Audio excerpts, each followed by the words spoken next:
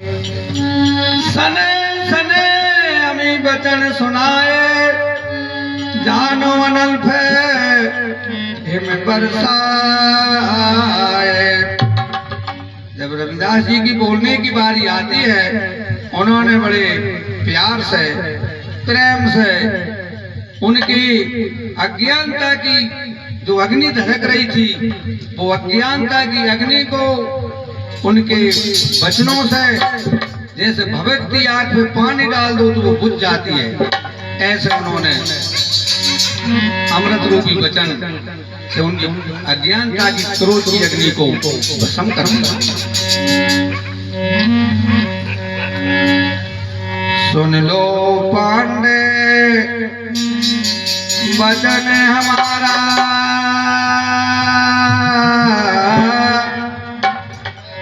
क्यों करते व्यर्था अहंकारा। विप्रवर चाहिए भेद बताए, तुम हो कौन कहाँ से आए। इस प्रकार रविदास जी ने कहा कि पहले आप ये बताएं कि आप वृथा में अहंकार कर रहे हो, और अहंकार सर्वनाश होता है। जो अहंकार करते हैं उनका विनाश हो जाता है। और आप ये बताएं कि आप कौन हैं और कहां से आए हुए हैं। और पांच तत्वों के सब हैं भारे,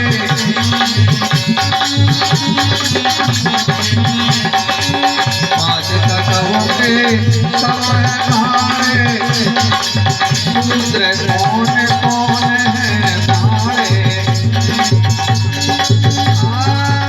पांच तत्वों के सब हैं भारे, यानी ये मानव शरीर पांच तत्वों से बना है। इसमें न कोई पंडित होता है, न कोई चमार होता है। उस परमात्मा ने एक मानव बनाया है। पांच तत्वों के सब हैं भारे, दूसरे कौन कौन है भारे। न कोई शूद्र है, न कोई पंडित है। आत्म अजर कभी मरे न जीवे, भक्ति भोग आनंद रसो पीवे। जीवी अविनाशी नाश नहीं होई, और नाश का है जो मूरत होई, नाश का है जो। आत्मा अजर अमर है, भक्ति करके अमृत पान करती है। और जीव अविनाशी है, इसका नाश नहीं होता है, और इसका कोई नाश कहता है वो मूर्ख है। जीव के जाति वरण कछु नाही, जाति भेद जग मूर्खताई। भिन्न भिन्न जोनी जगत का द्वारा, और ईश्वर एक बना बनहारा। पांच भूत प्रकृति स्वभावा, ना कोई भिन्न कहाँ से आवा। और मनुष्य जाति कभी भिन्न नहीं होई,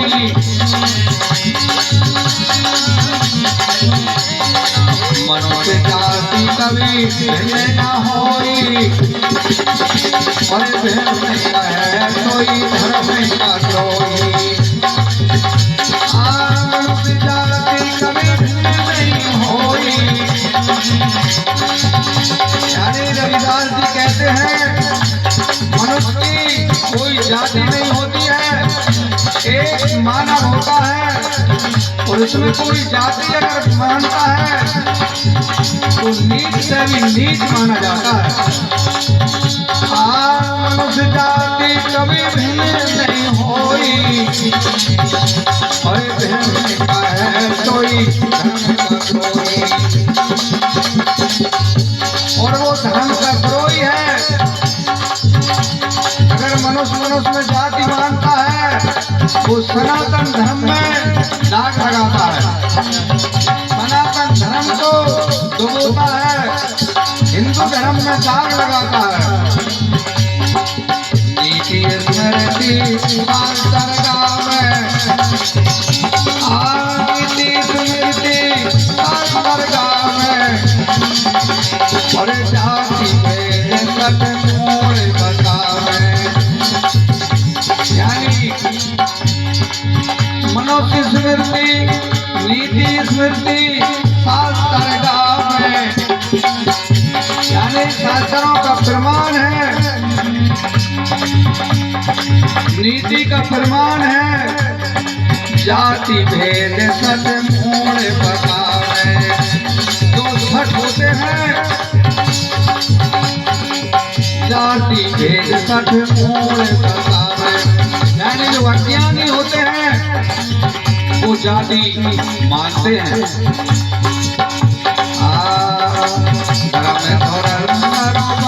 हमारा सपन कोट जगत परिवारा, सपन को। इस प्रकार रविदास जी ने ईंट का जवाब पत्थर से दिया। प्राचीन कुलदेव सवासा धर्म ग्रंथ कहते इतिहासा, कर्म प्रधान ऋषि मुनि गावे, यथा कर्म फल तैसा ही पावे। कर्म प्रधान है, जैसा कोई कर्म करेगा वैसा ही फल की प्राप्ति होगी। यानी बमूरा के पेड़ कांटे बोएगा तो उसको आम खाने को नहीं मिलेंगे।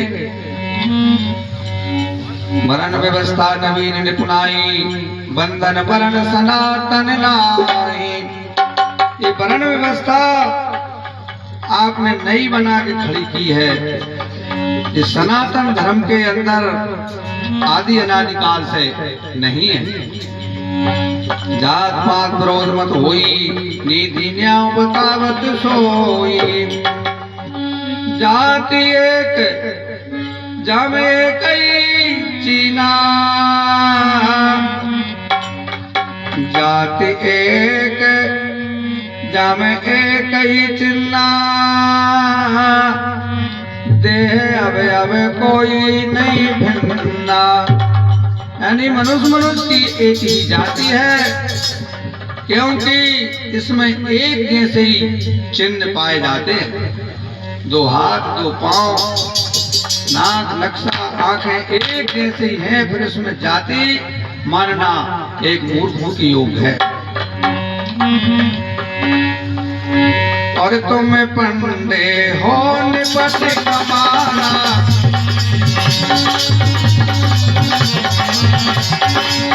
तुम पांडे हो निपट कमाना। जानी नहीं कछु बेचारा, विद्या त्याग अविद्या थाई। और भूल गए चाणक चतुराई, विद्या त्याग अविद्या थाई।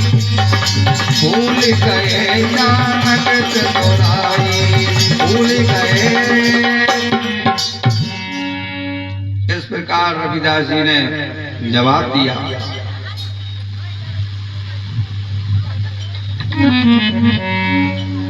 चार खान उपजत जग सारा, और ईश्वर एक बना बनिहारा। यानी चार खानी से ये संसार भरा हुआ है, और एक ईश्वर वो खानियों को, चारों खानियों को बना दे।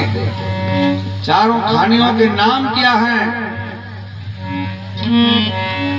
अंडज पिंडज सौदेजा, उद्भिद चारों खान। अंडज पिंडज सौदे उद्भिद, ये चार खानियों के नाम हैं। और चारों खानियों से ही ये संसार भरा हुआ है। अंडिज पिंडिज सौदेजा उद्भिज चारों खाने और कर्मों के प्रताप से करत जीव स्थान। कर्मों के प्रताप से करत जीव स्थान। अंडिज पिंडिज सौदेजा उद्भिज चारों खाने कर्मों के प्रताप से करत जीव स्थान।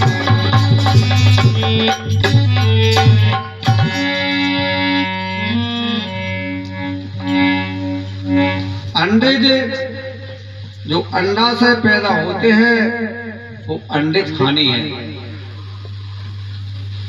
ईश्वर द्वारा सृष्टि में बनाए गए 4 खाने हैं, उसमें जीव अपने कर्म के अनुसार स्थान पाता है, यानी कर्म के आधार पर योनि मिलती है। जैसे कुत्ता का कर्म जिसने किया है वो कुत्ता मिला, कुत्ता बना। इसी आधार पर समझ लो जितने भी जीव जंतु है वो कर्म के आधार पर स्थूल शरीर उसको मिलता है, कर्म के अनुसार स्थान पाता है। पहला खाना अंडिज होता है, जो जीव अंडा से प्रकट होता है उसे अंडिज कहते हैं। दूसरा खाना जो प्राणी जेर से जन्म लेता है, जैसे गऊ आदि का बच्चा। तीसरा खाना सौदेज के नाम से जाना जाता है, बिना माता पिता के बिंदु जैसे बिंदु से पैदा होना, जैसे अन्न पत्थर लकड़ी इत्यादि कृषि वगैरह उन्हें सौदेज कहते हैं। चौथा खाना उद्भिज कहलाता है, जैसे तृण घास पुष्प इन्हें उद्भिज सृष्टि में माना जाता है। ये 4 खानियों से ही ये संसार भरा हुआ है।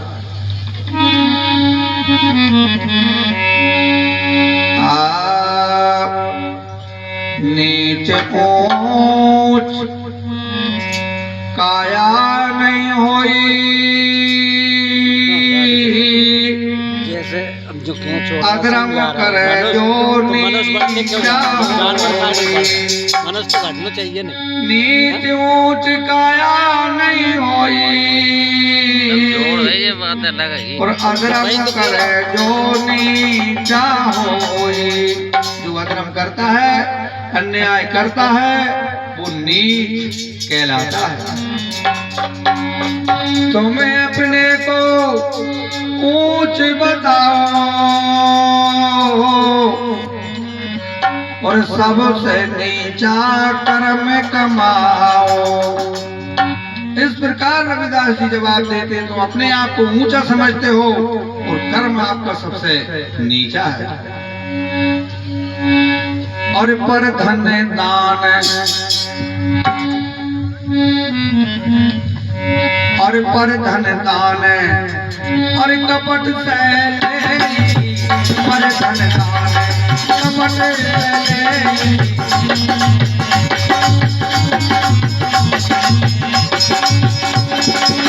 पर धन दान कपट से महापातक महापापी होई। पर धन दान कपट से महापातक महापापी होई। अमावस ग्रह में मांग कर खावे, अमावस ग्रह मांग कर खावे। कोई नर बीज नरक में जावे, कोई नर बीज नरक में।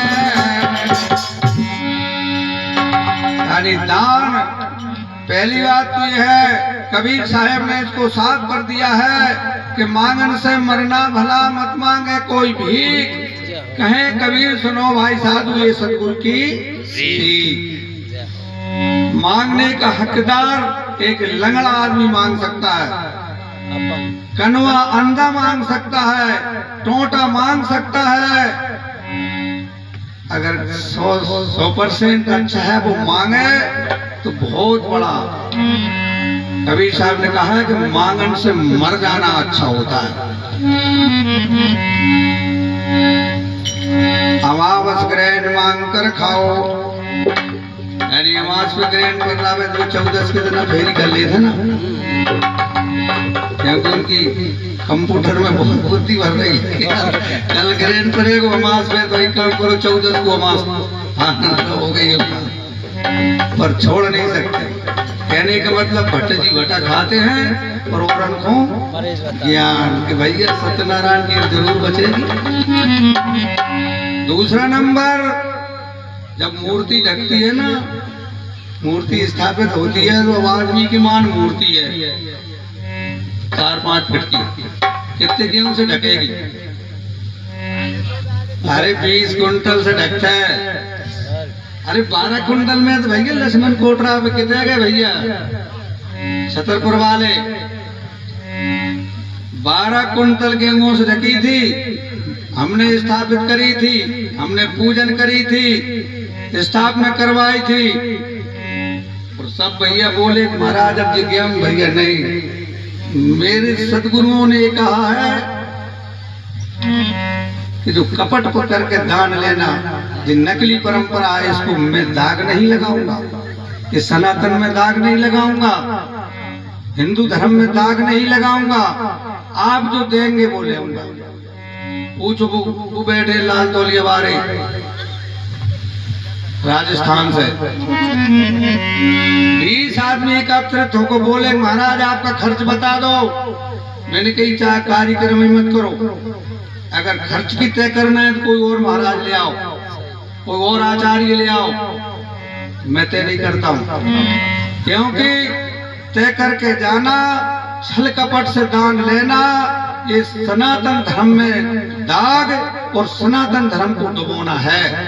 मैं सनातन धर्मी हूं, मैं हिंदू धर्मी हूं, मैं इसमें दाग नहीं लगा सकता। मौजूद बैठे हैं, अब ऐसा नहीं है कि मैं परपीठ कह रहा हूं, बोल रहा हूं। अतपात संत स्वामी ध्याना प्रीतिमा रुचि को विदे ज्ञाना, ये तीनों जग में अधभारा उपलना डूबत मझधारा।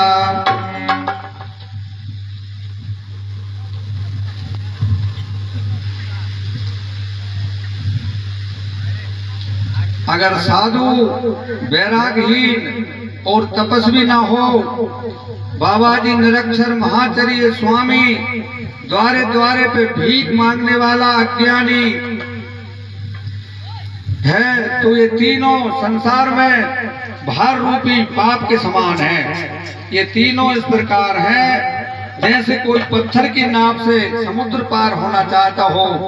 ये अपने दूषित कर्मों से अपने आप दुख रूपी सागर से डूब जाते हैं, और ये पापी तो डूबते ही हैं, लेकिन दाताओं को भी नरक के गोते दिलवा देते हैं। क्योंकि दान समझ के होता है कि दान लेने का हकदार कौन है और किसको दिया जाए।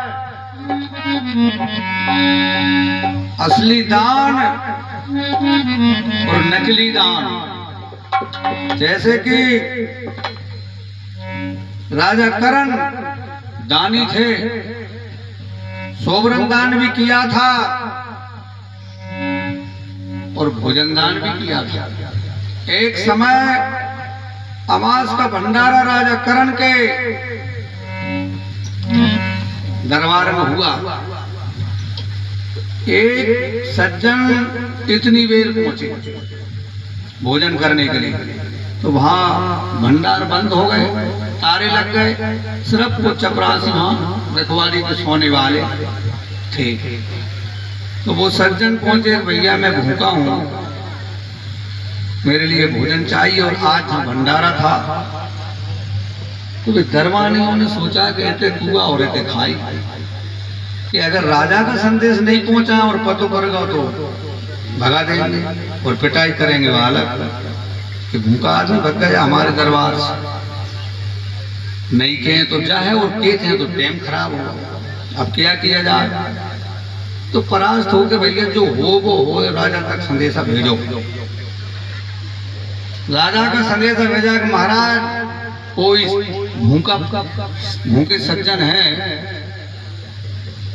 तो रात्रि के 11 बज रहे हैं, क्या किया जाए? तो राजा ने आदेश कर दिया कि पैसे ले जाओ और बाजार में वो भूखे को भोजन खिला देना। तो राजा ने पैसा भिजवा दिया रखवालों को। तो पैसा लेके चलो भैया, हम बाजार में तुम्हें भोजन कहीं ना कहीं करवाई देंगे। अब थोड़े बहुत रेंगे, रात्रि के 11 बज रहे थे कि यार 1 किलोमीटर रेंगने पड़ेगी। एक काम करो भैया कि तुम ही खा ले लो, ये पैसा ले, अब हम जाएंगे और अब हाल लौटेंगे, जैसे तुम जो पैसा ले भोजन कर ले चाहो। तो बा ने पैसा लेके, अब बा ने विचार किया, वो है तो शिकारी। बा ने कही कि यार एक रात कई उपास भी तो रहते हैं आदमी, एक दिन उपास भी अपन समझ लो कि अपन भी उपास ही है। तो बान साहब उपास धारण करके और पैसे को कुछ खाओ नहीं, और सवेरे बाने बंदूक के पटा के भैया का चीज होती, मैंने तो आज नजर से नहीं देखी बंदूक में क्या क्या भराता है वो चीजें बाने ले गए। हाँ लेके माने, और सुबह हिरना हिरनी योग पे थे और हिरना में निशाना लगा दिया। हिरनी ने शराब दे दिया, राजा करण तेरे खजाने केवला हो जाओ। उसी क्षण राजा करण के खजाने केवला हो गए हिरनी की शराब से। तो सज्जनों, इस प्रकार दान किसको दिया जाए?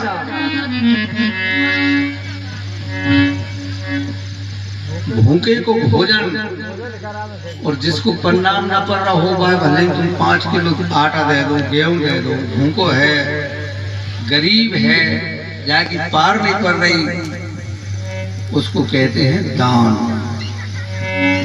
और जिनके साथ साथ खाने महल बन रहे हैं, बिना अगर दान दोगे तो दान देने वाले कोई पाप लगता है।